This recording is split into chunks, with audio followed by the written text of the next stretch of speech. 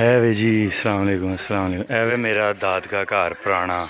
किसी दौर च मेरा हाबा का घर हुंदा ही ते असी बचपन च जेह्ड़ा ना की नां है मैं हाब च हुंदा हा पिंड सैकलों के उत्ते। ते हुण ते कोठे उच्चे हो गए ने नाल वाले, उदों नीवें ते कच्चे कोठे हुंदे हन। असीं एक कोठे तो टप के दूजे कोठे ते जांदे हाँ। ते यह साडा दादका घर सी ते हुण एह् पुराना, बाकी घर नमें हो गए ने। उदों एह् नवां हुंदा सी ते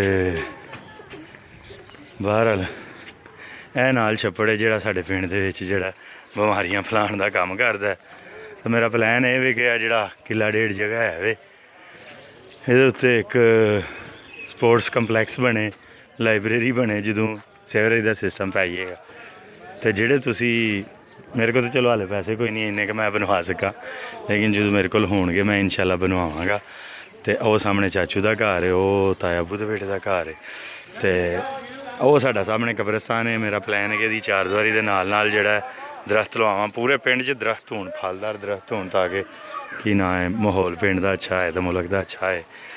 बहरहाल सारे मनसूबे ने अल्लाह पाक करे कबूल, तो बाकी सारे पिंड आह्ले भी नाल रलन ते असीं भी रल के अपने पिंड नूं एक पंजाब दा ते पाकिस्तान दा मॉडल पिंड बनाइए।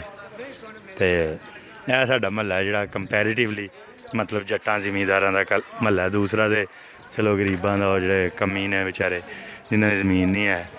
ते बहरहाल है साढ़े नाइयां दा घर है ते साढ़े तो इ'यां गै लांघे ने। ठीक है, अस्सलाम वालेकुम।